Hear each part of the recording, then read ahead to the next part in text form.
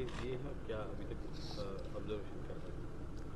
Observation का क्या है, भयंकरतम तोड़फोड़ आगजनी सब किया गया है। जाने कितने गरीबों की बाइकें जला दी गई, अब कल सुबह से वो क्या करेंगे।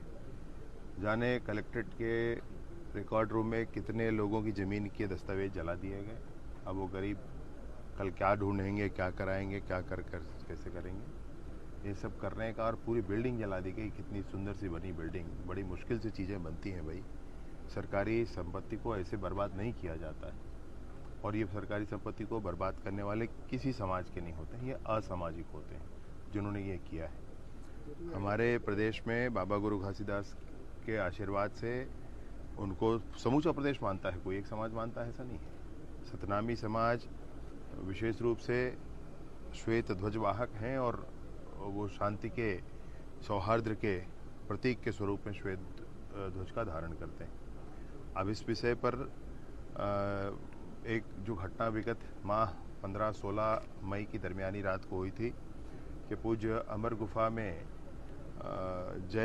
तीन जैत खाम को क्षति पहुंचाई गई थी, और उस पर पुलिस के जांच से असंतुष्ट होकर समाज ने मांग की थी कि इस पर न्यायिक जांच होनी चाहिए।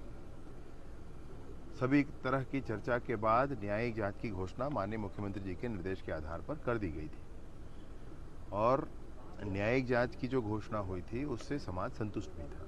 समाज ने के प्रमुख लोगों ने यह कहा था कि ये पर्याप्त है और इसकी उचित जांच हो जानी चाहिए, और इस बार हम लोग अपना आंदोलन नहीं करेंगे, हम सम्मेलन करके माननीय मुख्यमंत्री जी को धन्यवाद ज्ञापित करेंगे।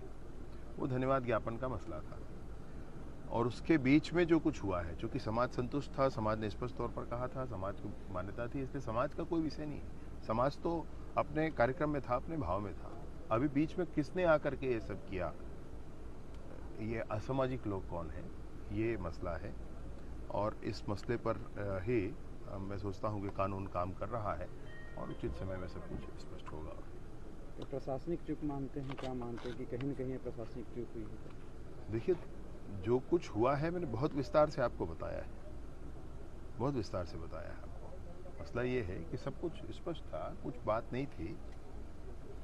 अब अचानक कोई ऐसा करता है योजना बना करके, तो आप उसको क्या करेंगे। अच्छा सर, ये कौन था, कैसे किया, क्यों किया, ये तो जांच में आ जाएगा, लेकिन सरकारी संपत्ति पे और ख़ास तौर से एसपी ऑफिस और कलेक्ट्रेट, तहसील और जो सरकारी दफ्तर थे, सरकारी गाड़ियां थी, उनको टारगेट किया गया, तो इसमें किस रूप में देखते हैं इसको? वही तो मैं सोचता हूँ, मतलब ये क्या, इसका क्या तुक है भाई, क्या इसका लॉजिक है, कोई तो बता दे वो एक बार।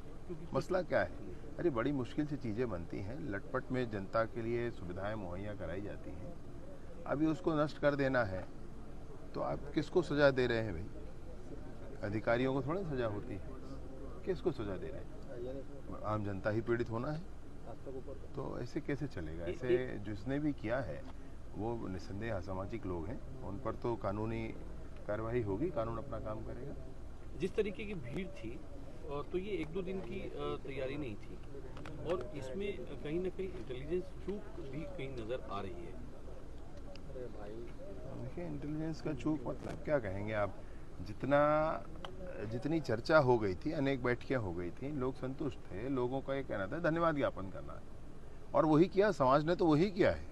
समाज के मूल धड़े ने, समाज के प्रमुख लोगों ने वही किया है, और मुख्य समाज ने वही किया है। अब इस समाज के इस पूरे कार्यक्रम में कौन असामाजिक आ गए और उन्होंने ये कर दिया, ये मालूम। रायपुर ग्रामीण के जो विधायक हैं, उन्होंने एक बात का आरोप पुलिस पे लगाया है कि उनका भतीजा और उनका परिवार, उनका ड्राइवर, वो आ रहे थे बलौदा बाजार से, तो बलौदा बाजार सर्किट हाउस के सामने पुलिस के द्वारा उनको मारपीट की गई है, गाड़ी में तोड़फोड़ की गई। इस बात को उन्होंने एक पत्रकार वार्ता में बातचीत कही है, उन्होंने दिखाए भी हैं कुछ वीडियो। बस एक बार कंफर्म करूंगा उनसे क्या हुआ है। इस पूरे घटनाक्रम पर आप जब से जानकारी मिली है, आपकी नज़र बनी हुई है, तमाम अधिकारियों से बातचीत हुई है, शुरुआती तौर पर कुछ निकल कर आया है? एफआईआर कर रहे हैं, बता रहे थे कि कुछ गिरफ्तारियां भी हुई हैं, तो ये कोई बड़ा मसला है नहीं, वो तो स्पष्ट हो जाना है। मसला ये है कि जो कुछ हुआ है उसकी भरपाई कैसे होगी। उन गरीबों की गाड़ियों का क्या होगा, टू व्हीलर का, उन गरीबों के रिकॉर्ड का क्या होगा, उन गरीबों की सुविधाओं का क्या होगा जो यहाँ कार्यालय में आकर के थोड़ा ठंडा पानी पीते थे, आराम से रह करके अपना काम कराते थे, उनका क्या होगा। और इन सब चीज़ों को बनने में कितना वक्त लग जाएगा, राशि कहाँ से आ जाएगी। ये मसले बड़े हैं।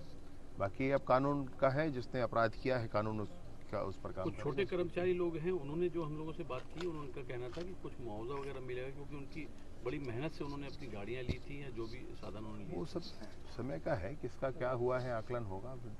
अब इन सारी चीज़ों में मैं अभी तुरंत ही आपसे कुछ कह दूं, ये उसका कोई अर्थ नहीं है। Thank you. ठीक है, आभार। आप सब जाग रहे हैं अब तक।